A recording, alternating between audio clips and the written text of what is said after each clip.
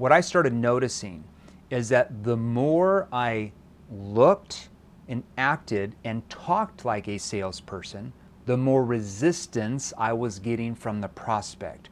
So I started thinking, even in those days, I was about 22 at that point, how do I reduce that resistance? So I'm not competing with that in the first minute. Because if you're competing with sales resistance the very first minute, it's so hard to overcome that. You're just competing with objections the whole time. It just makes selling so stressful when it doesn't have to be. So how do I reduce resistance? So as a door-to-door salesperson, which is going to be different than if you're selling to a boardroom meeting, it's a little bit different there. But what I started doing is I'm like, okay, instead of wearing all these nice clothes that my sales manager taught me I should wear, and like nice watches and jewelry, because that just smells like what? Salesperson. Like salesy. Yeah, salesy. Exactly. How do I get them to view me not as a salesperson, even in my wardrobe? So I'm like, okay, what I'm going to do is I bought like a $10 Walmart watch, because I didn't have any money anyways. It wasn't like I was wearing a fancy watch, but I bought like a $10 Walmart watch. I remember I put a tape measure on my side of my pants. I wore just cargo khakis. I wore white New Balance grandpa shoes. You know what I'm talking about? The white New Balance, like when you become grandpa age, you start wearing the white New Balance because you want the cover. I started wearing those as a 22-year-old. Okay, just a regular polo shirt, very basic, had the company logo on there. And then I'm like, okay, what other things can I do? I got a metal clipboard like this with like a survey thing on it, so they think I'm more like a meter reader. And then I went and got a lime green and an orange construction vest. I'm not kidding when I say this.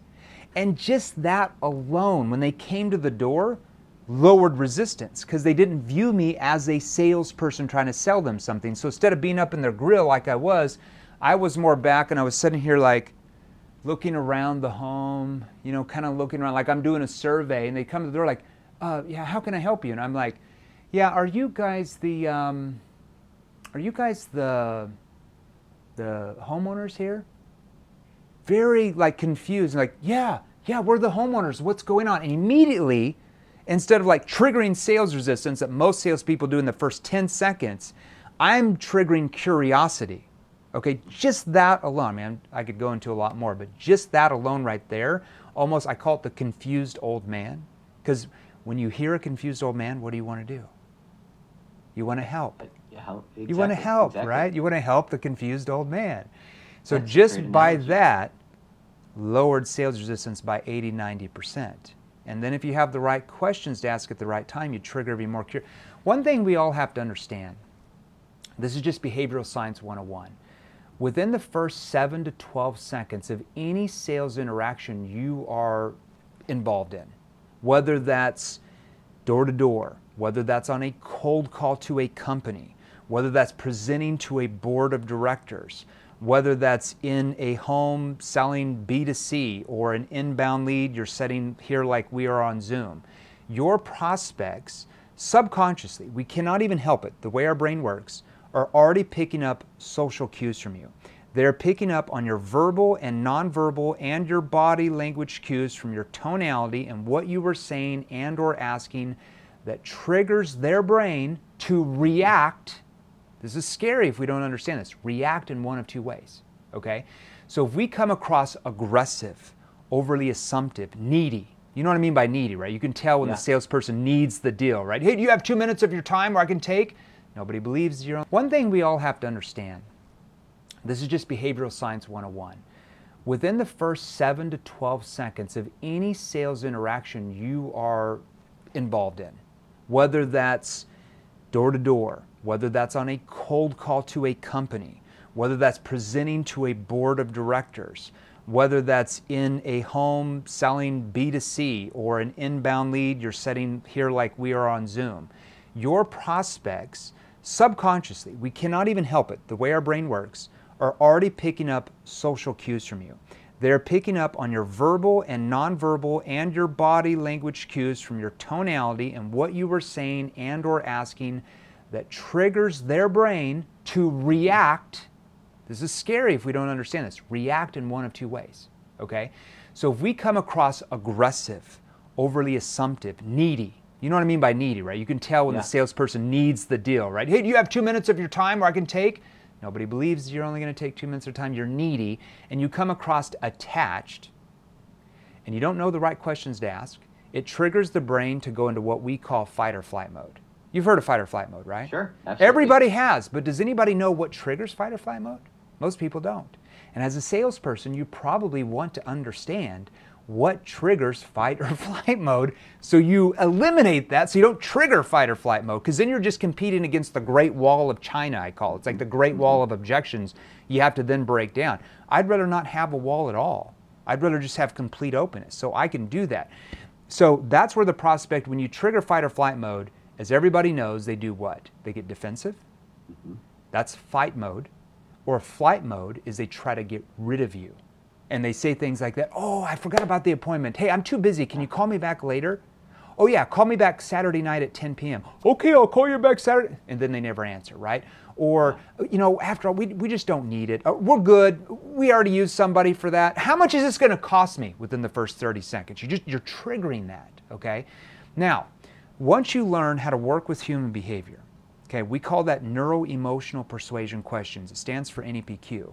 And you learn how to come across more neutral in your conversations. Now, when I say neutral, that means you're unbiased. You're not quite sure if you can even help yet.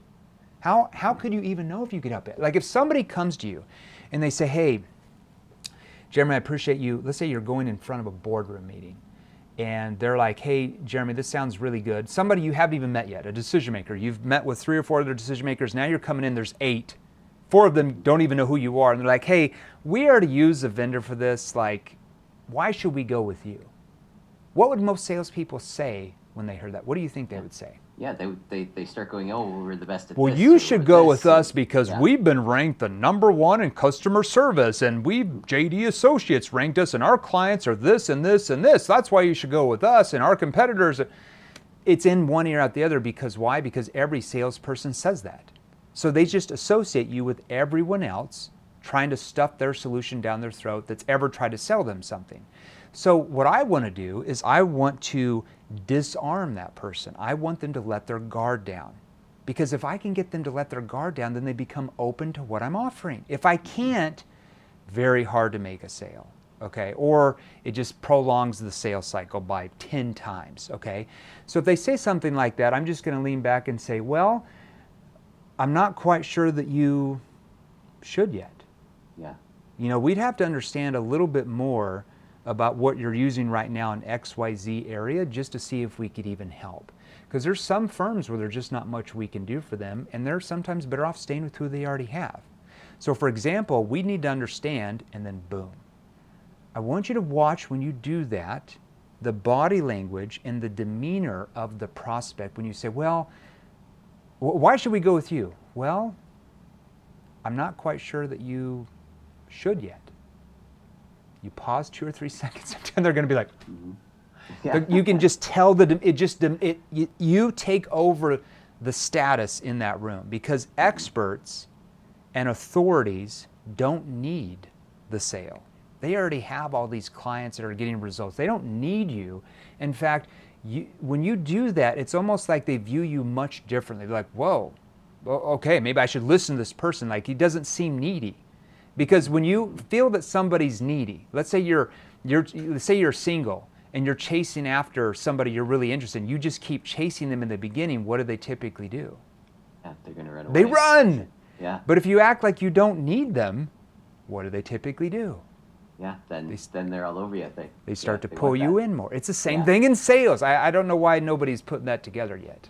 It's just human psychology 101.